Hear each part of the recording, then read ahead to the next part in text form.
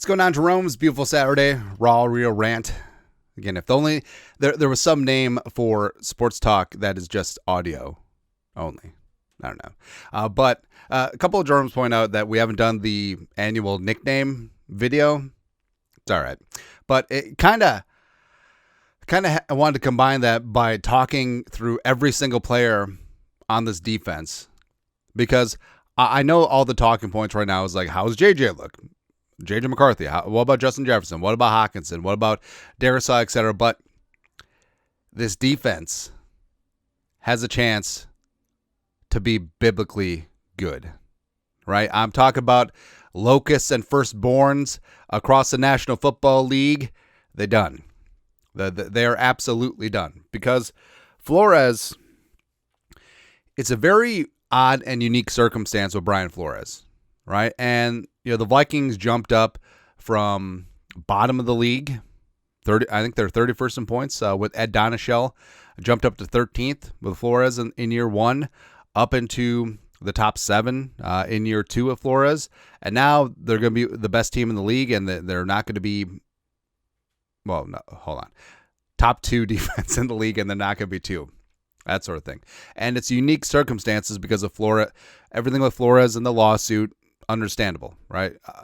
It's not right, but that's exactly what teams are doing, even though they're not saying it. It's been a freeze out of Brian Flores, even though he got a couple of interviews this offseason, including the Bears, but it's okay. Revenge is on Brian Flores' mind, and he's going to build an FU best defense in the league. And then again, if he does not get a head coaching job, it's an absolute just travesty, right? And it's a unique circumstance because of Flores and his head coaching interregnum at this moment in time, and the Vikings have greatly benefited because Kevin O'Connell, head coach of the offense, that is developing into one of the best units in the league, as well as with Flores. I mean, if any coordinator has had this rapid improvement on the defensive side of the ball that the Vikings have had the last 2 years, he would have had a head coaching job like that. So the fact that the Vikings have year 3 of flow and continuity, and also second year with a lot of these free agent signings from 2 years ago, you look at Cashman, you look at Van Ginkel, you look at Grenard, etc. Baby, we're going to have a stew going. So starting up front, that's where the changes came this offseason, where I love and respect Tillery and Bullard and also Harrison Phillips, but the Vikings defensive line was good last year. They're absolutely fantastic against the run, and I respect that, but the Vikings simply could not get a pass rush up front. And Flores is a blitzer by nature, sure, but it's all, I mean, as we said in season, the old Chinese proverb, can't get home before, send some more. And the Vikings did. They led the league in blitzing percentage again 2 years in a row. And it's great, but eventually offenses catch up. Oh, they're blitzing. What are blitz beaters? Like, where could we find the dead spots in the zones, right? And now with Allen, Hargrave coming in off of cut contracts, it's beautiful, man. Going to get a pass rush. They're 2 of the best defensive linemen, pass rushing in terms of efficiency the last couple of seasons. They're coming off an injury too. That's why they're revved up, ready to go. They also have vengeance on their minds. Plus Jalen Redmond. I feel like whenever Redmond was on the field last year, good things happen. Plus I like that he's rocking the 6'1" again. So Allen, Hargrave, Redmond, let's go. Let's go, man. And then the second unit, I feel like the second defensive line unit, once they get a little bit of seasoning, will be just as good or better than some other teams' starting defensive line units. So Elijah Williams, undrafted tryout, coming out of Morgan State, just got that juice, hamstring. Let's get that good to go. And we're off to the races. Levi Drake Rodriguez, prospect X, coming out of Texas A&M Commerce, or whatever direction it is, just like Jumpin' John Randall coming out of Texas A&I Kingsville, now A&M Kingsville. Let's go, man. Like, just Elijah Williams, LDR, just whirling dervishes, just balls of energy, just completely going to wreck things. And will they ever be 3-down starters in the league? I don't know. But can they come in 12, 15 snaps a game and just completely heart and hustle, just wreak havoc? Yes. Same thing with Redmond. And Tyrion Ingham-Dawkins is an absolute physical freak, huge wingspan, pride of Georgia, and he has all the tools. He just has to develop a bag, right? And he's getting by in physical prowess right now. And I feel like eventually, 3-4 years down the line, he's going to be something. He's going to be something special. Like, very good against the run now, but once he develops a bag of tricks rushing the passer, watch out. It's going to be great, man. It's going to be great. Plus, Jonathan Harris showed something in preseason. Takitami on the nose. Going to be good to go. Edge rushers. I've already said, like, Grenard is going to be 2025 Defensive Player of the Year. I feel like his mantra, his leadership, more is required. Everything is there. Plus, he's motivated. Like, he's only in year 2 of a 4-year contract, but he's motivated because he saw what Micah Parsons got paid. He saw what Nick Bonito just got paid. He saw what Myles Garrett and TJ Watt got paid earlier too. He's hungry. He's hungry, man. And we're flirting with 20 sacks this season. Pressures, as well as Grenard, we talked about. He's just so clutch. Big time plays when the team needs it the most. Everyone's tired in the fourth quarter, no factor. Getting it, right? And Andrew Van Ginkel, big play waiting to happen. Came off his undisclosed injury that basically just sat out most of training camp. That's fine. Older veteran, good to go, knows what to do. And like I said, whatever you need, on the edge, off ball, whatever you need. Also, Diamond Dallas Turner year 2, and O'Connell Flores, talk about 3 starters. Yes. And Flores' defense is flexible enough that we're going to get our best players on the field. That's what happened when he came in initially, 2 years ago, 3 years ago, where your best 3 players, 3 of your best players are Harrison Smith, Josh Metellus, and Cameron Bynum. And Flores hasn't really run 3 safety looks before, whether Miami or New England, but he's just like, all right, we're going to do it, right? And now with Van Ginkel, Grenard, and Turner, 3 of your best players are edge rushers. You're going to get all 3 of them on the field.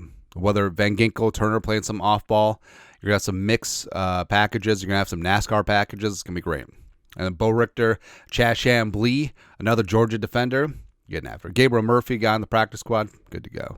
Off-ball linebacker. So Pace Jr., since he's a UDFA, he's essentially in a contract year because UDFA signed 3-year deals plus a restricted free agent year in year 4. But I think the Vikings are going to have to make a decision, probably extend him. All right, so Pace is going to come out like a man on fire, just completely getting after things. Blake Cashman, one of the best blitzing linebackers in the league as well, really underrated in that regard. Plus, let's talk about how Cashman just came in as a free agent cold and became one of the leaders of this defense, wearing the green dot and communicating this very complex defense to the rest of the team. That's kind of amazing. All right, you'd think that he's been in the Flores scheme for multiple years. No, just came in cold. 1 year, year 2. It's gonna be great. Eric Wilson, veteran presence, back for this first time. Kobe King, 6th rounder at Penn State. Talked glowingly about him on special teams. Austin Keys parlayed a great preseason into a 53-man spot. Let's go. Then only 4 corners, but Kwesi and Flores have talked about this a little bit where, the Vikings do incorporate that big nickel in the slot, whether it's Metellus, whether it's Theo, whether it's Jay Ward. Also, Fabian Moreau on the practice squad certainly is a veteran presence there. It could be a game day call-up for sure. But Rodgers, Okudah, and Murph, you kind of feel okay. And I understand, but what about cornerback depth? Yes. Generally, you only play 3 corners, and that's static, right? Outside of benching or alien abductions, that's generally what you do, right? And the Vikings do incorporate Metellus in the slot. About a third of his snaps are in the slot. So basically, whether it's Rodgers, Okudah, Murph, Metellus, basically you have extra corners all over the place. And Isaiah Rodgers is, even though he's undersized, but he's super fast, a purely outside corner. And I feel like he's a big play waiting to happen. Eagles fans are really pissed that they lost Rodgers. And you see that in the Eagles secondary, like Quinton Mitchell is a bad dude. Cooper DeJean is a bad dude, but they're a little bit thin at corner, as Dak, before the lightning break, showed on Thursday. All right, and then the resurrection of Jeff Okudah. Jeff Okudah was the number 3 overall pick back in the day. Played his ball at the Ohio State University. He's no slouch. But that Achilles injury just put him behind the 8 ball, and his career never really recovered. It fishtailed a little bit, but now, mama, I can save you. Mama, I can change you. I feel like Akuda is going to be a really good feel-good story. It's going to be great. Also, Nudie McLaughlin. Nudie, three picks in 3 days in training camp, and we've always been very bullish on him. UDFA out of Arkansas, formerly at LSU, just a technician of the position. Like, he's not going to wow you physically, and he's been working on tackling, but I think he's going to be really damn solid, man. And then defensively, or secondary-wise, so Harrison Smith hopefully is good to go, whatever personal medical issue is going on. Theo Jackson's got huge shoes to fill, taking over for Cam Beasley Bynum, went to the Colts. But Theo Jackson's a big play ball hawk, ready to rock and roll, ready to show off his stuff. Josh Metellus, easily the most versatile defender in the National Football League. True leader, true future coach somewhere. It's going to be good. As well as Kerryon, my Jayward son, had a great preseason and training camp. I think he'll be in the mix as long as he stops committing special teams penalties. Tavierre Thomas, great special teamer as well, can play some slot. Khalif Alassi, 2 picks in the Houston preseason game, playing safety. Kevon Wallace coming on in. Baby, everything is here. Like, the table is literally set. And it's hard to find a weakness in this defense. And the fact that Flores is so creative, disguises so well, and befuddles even the most veteran quarterbacks, I think this defense has a chance to be very, very special this year. And it'll almost be like a side note. It'll be J.J. McCarthy on the Vikings winning all these games. Kevin O'Connell, quarterback whisperer, does it again. But no, it'll be like, oh yeah, by the way, this defense is going to lead the league in turnovers again. They're going to lead the league in sacks. They're going to lead the league in pressures. They're going to lead the league in probably blitz percentage because Flores can't help himself. And also, they're going to be top 5 against the run. That's what this defense is going to be. And the fact that you do have Allen, Hargrave, Redmond in there. I mean, the Vikings may rush 4, drop 7, but you don't know which 4 is coming.